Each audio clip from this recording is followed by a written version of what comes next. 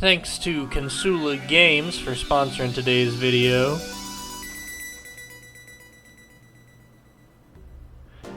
Thanks for joining me on this adventure through Risky Chronicles and the Curse of Destiny. This game will be coming out in a few days on April 26th. We were lucky enough to get some early access to it. As you can see right here, pretty standard controls. You got your gun, you got your knife, you got a bomb for hitting low-level enemies with the bomb. Regular stuff you can knife and shoot.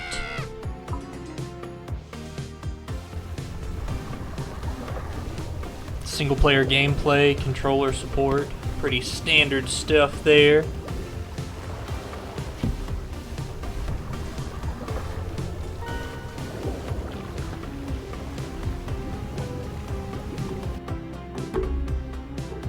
In terms of platforming, I had a lot of fun playing the game. It's got some good music.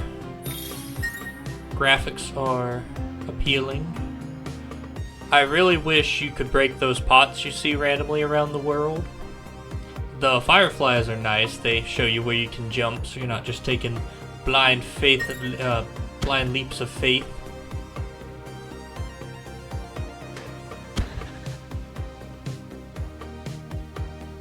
Being that the game's just about to come out, I did notice a few little hiccups here and there, but nothing major. Sometimes you get a little too close to an enemy. I like right there where you have a knife on both sides of your belt and you actually pull it out when you go to knife. But if you get too close to the enemies when they're dying, that can kill you.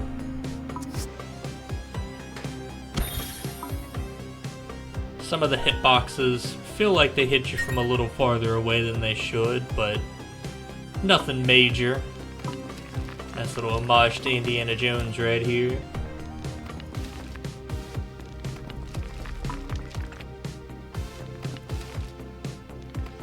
We're going to be playing through the first 5 levels of the game here.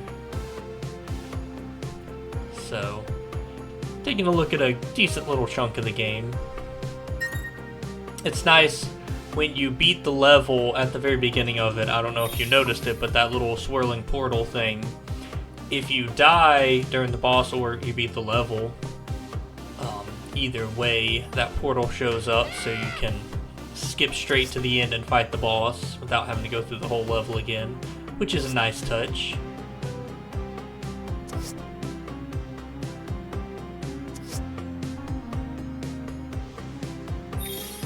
I really wish you could interact with some of the items and stuff, though, in the background, like that cat statue and stuff. It'd be nice if you broke the pots and things to get your items that way.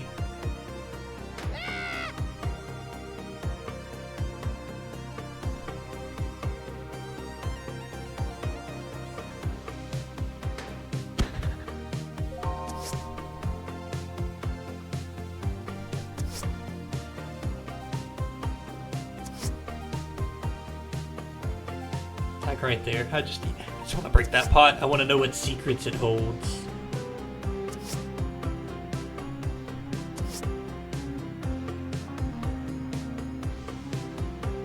The game is quite generous with the lives, so you're pretty good on that. You can choose in the menu to start with, I believe it was 3, 6, or 9 lives, and I believe it's unlimited continues.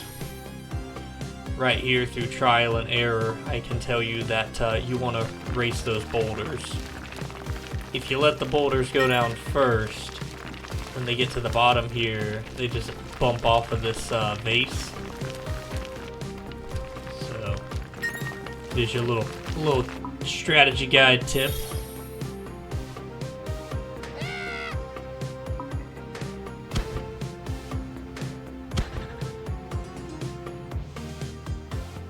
I also wish you threw sticks of dynamite instead of big bombs. I like how the little cat wakes up and shoots the dart at you. But just being a adventurer, I just feel like a stick of dynamite would be a little more in tune. Right here, I'm about to die in a second because I guess I left my thumb off of the crouch button. Not sure what happened there, but I think I stood up a second too early.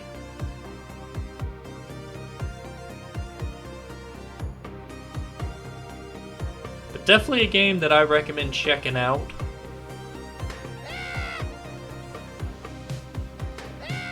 I love that little scream they do when they die.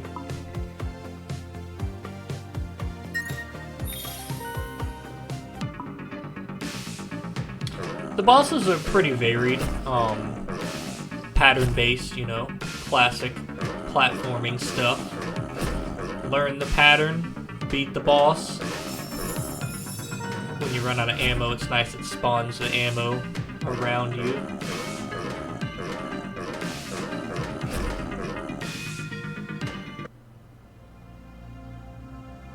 This ending right here, I do wish there was a way to skip it. It feels like this takes a little bit longer, but the music is nice. Gives you a little chance to rest between levels.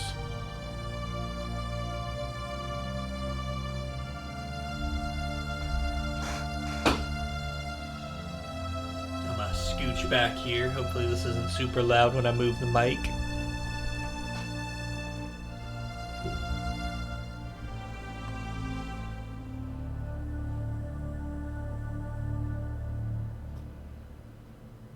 I haven't actually finished beating the game yet myself, but I will probably upload a second video of me finishing it, because it's a nice little game. It's a charming little platformer with some 3D elements thrown in there. I wish you could jump and shoot or shoot up. It's always a little frustrating in games when you have enemies you can't kill.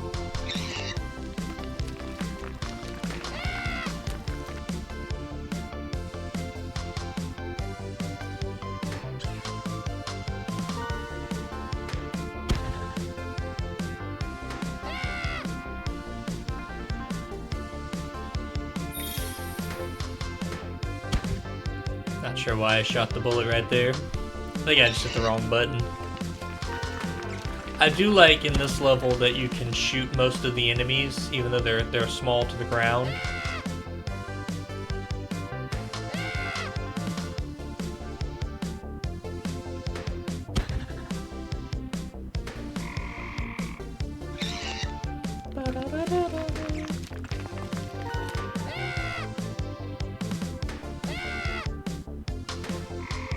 I'm a sucker for a fun soundtrack. This part is nice, switching to the 3D. When I first played through this level, because this is like the second time or something, I played through the game a little bit and then recorded. I thought you were supposed to be dodging the rocks and everything, but in this first part, you're free to do whatever. The real enemies come up here in a second with those little statues throwing saw blades at you. It did feel a little cheap at times, because I felt like I was out of the range of the blades sometimes, and it looked like there was enough space on the right side or the left side to get past it, but you still took damage. But beat this one, no problem. But it just feels like sometimes there's space to squeeze by it, but you still take a little hit.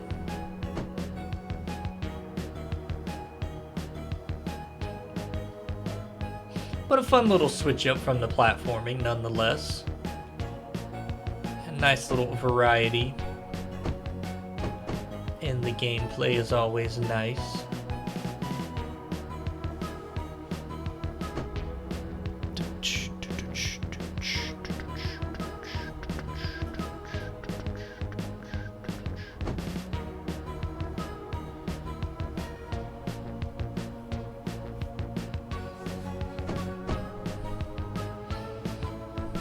I like this music. Nice 80s, 90s music in the game.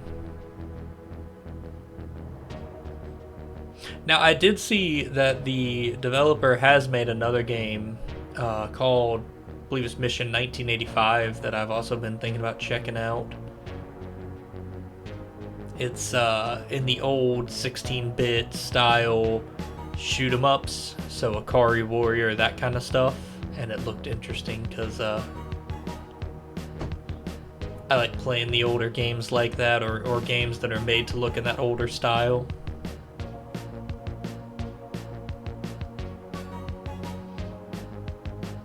Several years ago when they made the TMNT Shredder's Revenge, I've had that on my wish list for quite a few years, and it keeps popping up every time it goes on sale. One of these days I'm gonna buy that and play it. Or I might just play Turtles in Time. Not sure. Just a sucker for these old retro feeling games. The nostalgia is real. This last part was a little nerve-wracking because I have no health, but we got through it with no issue. Be cool if you had like a gun and you're able to shoot the saw blades out of the air or something during this part. Give you something a little more to do. But we made it to the end. Get ready. Oh, we're ready. Right there, that little green orb thing is what'll take you to the boss of the level. That's a nice touch. I don't know of any other platformer games that have done that, but that is convenient if you just want to replay the boss, or you died during the boss and you don't want to replay the whole game, or whole level, I mean. That's a feature I feel like more games should have.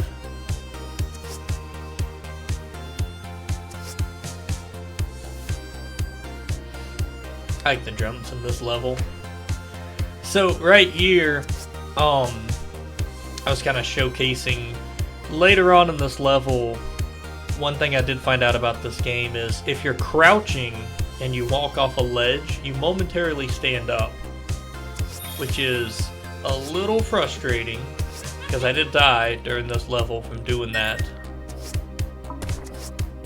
Right here in a second. Not during this playthrough, but when I first played it.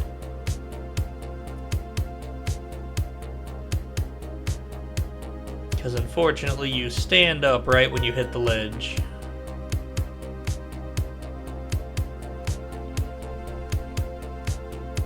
That was just a poorly timed jump. And that's also what I mean with the pixels. It feels like the blade did hit me a little farther away than it should have.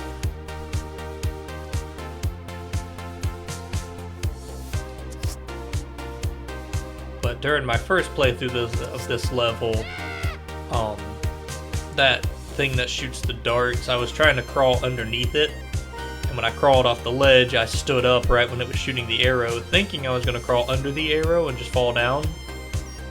But no. That is not how it worked.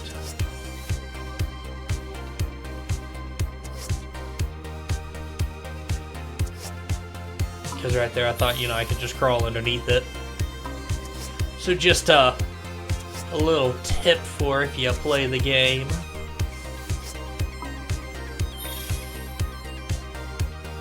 I don't believe there's any advantage to catching those fireflies. I'm a sucker for collectibles. Donkey Kong, Banjo-Kazooie. I grew up with collectathons.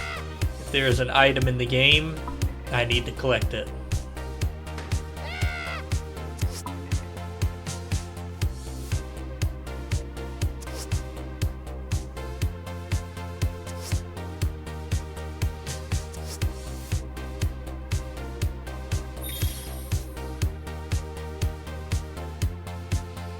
I appreciate anybody that's hung out with me this far.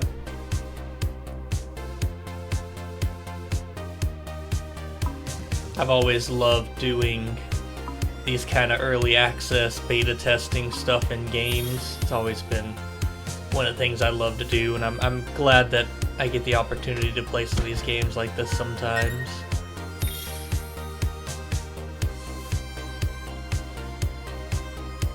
Especially beta testing. I love beta testing games, getting to find some of the flaws in the game and help to be able to get them fixed up. See, like right there. That's when I found out that the enemies can kill you if you walk into them too fast when they're dying. But it's just always been fun to find the exploits and things like that in the games and help get them fixed up.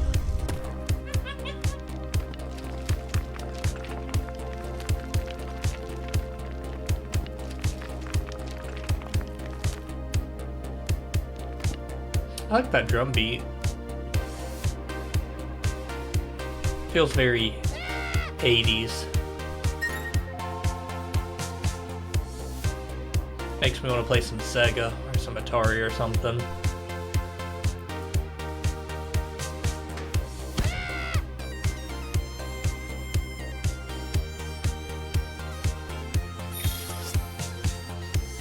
The blue things are checkpoints, waypoints.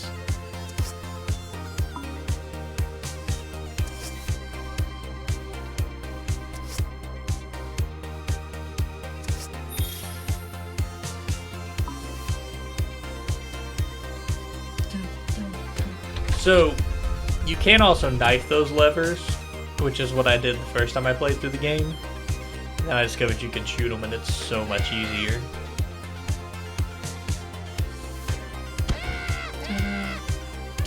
I think I died one more time right here because I was messing around trying to kill that guy with a bomb.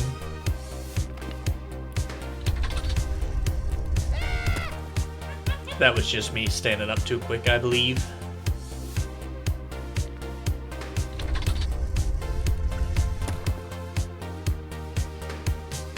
On platformer games specifically, I need to start putting the controller input in the corner again. I like watching the videos, seeing my inputs, especially on platformers.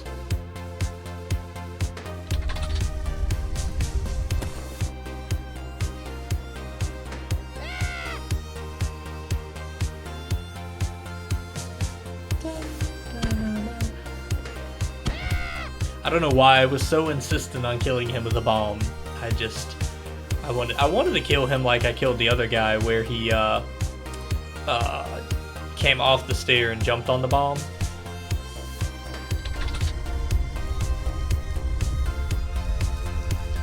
But it didn't work out that way.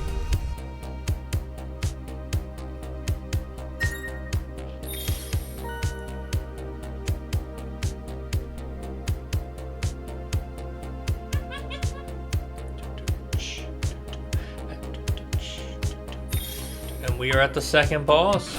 I'm not gonna lie, it did take me a few times to kill this guy. I cut him out of the video. You're gonna see my lives change in a second when I die. Unfortunately, I got trapped right here. There was nothing I could do to escape that, but you can see my lives jump down a good bit because I did die a couple of times beating this guy, which is funny because I beat him the first time when I played through, because I played through like the first 2 levels and then I started recording.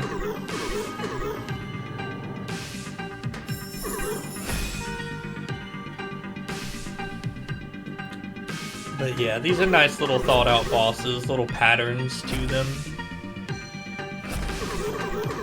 It might not look like it, but I would recommend crouching when the boss is jumping, just because I did have him kill me one time when he jumped over me and I was standing up. So just to play it safe, I'd crouch.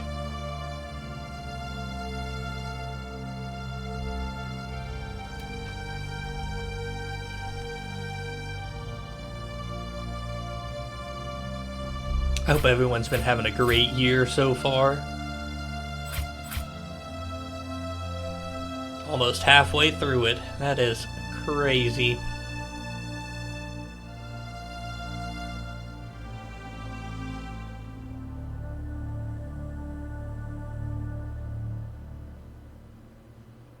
Feels like something I would have made on a keyboard when I was in high school, messing around with the synth or something.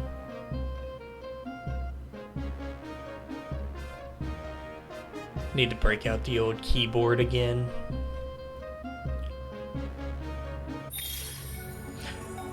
This level gave me a little bit of trouble. The enemies who swim along the bottom, sometimes they'll swim out of frame, and then they'll swim back up, and they'll catch you that way. Like right there, one of them just swam underneath it. And then you have them come from behind. You can't turn around and shoot behind you. You just kind of have to wait for them to get around you. But I did die a couple of times on this level. Mainly from later on in the level.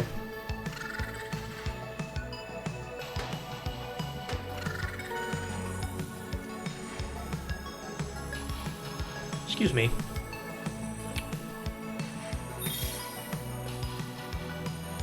You can also only shoot one harpoon at a time. While there's a harpoon on the screen, you can't shoot another one. Not a big deal. Just letting you know it is a thing.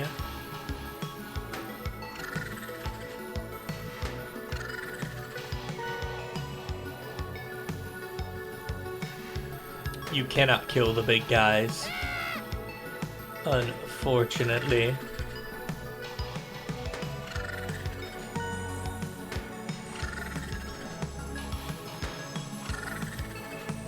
This level reminds me of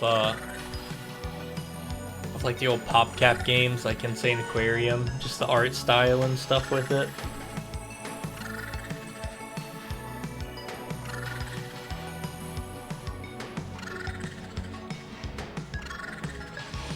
Which I always loved PopCap games growing up.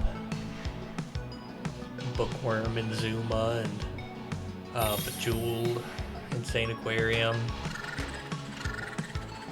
Classic games.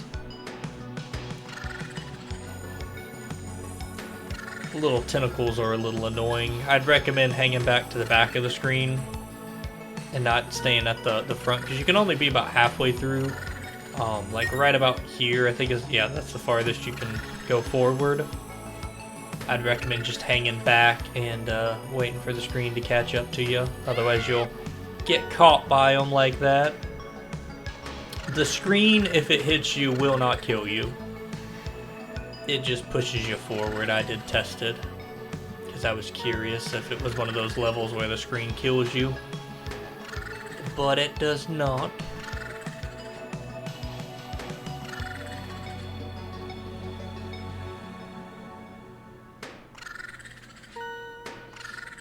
I was trying to figure out while I was playing this game what that harpoon sound effect is. I believe it is the sound of a balloon being popped. That's my guess. I don't know if that's what it is, but that's my guess, is that it's a balloon being popped.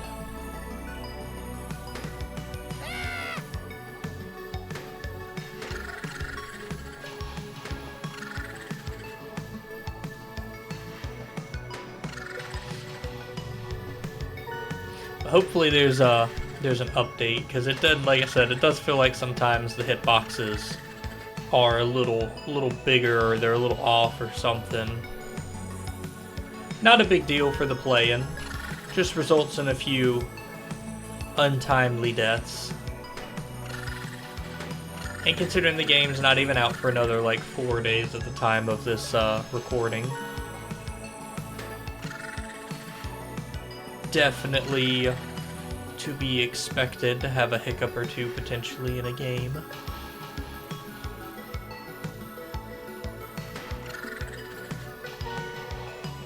I actually just saw the other day that 7 Days to Die is finally leaving early access. Only took them like 12 years.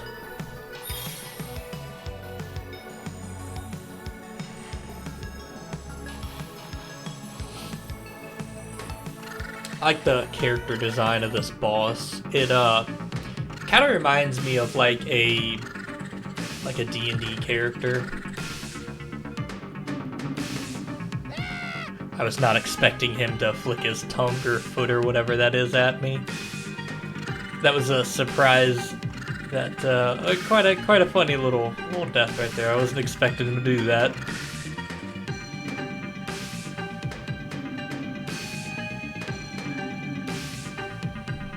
I'm guessing it's his arm.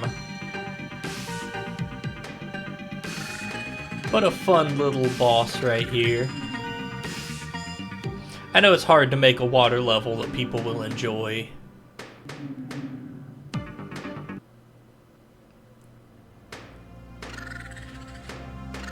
I hate that there's one jellyfish I couldn't kill. That bothered me that one got away.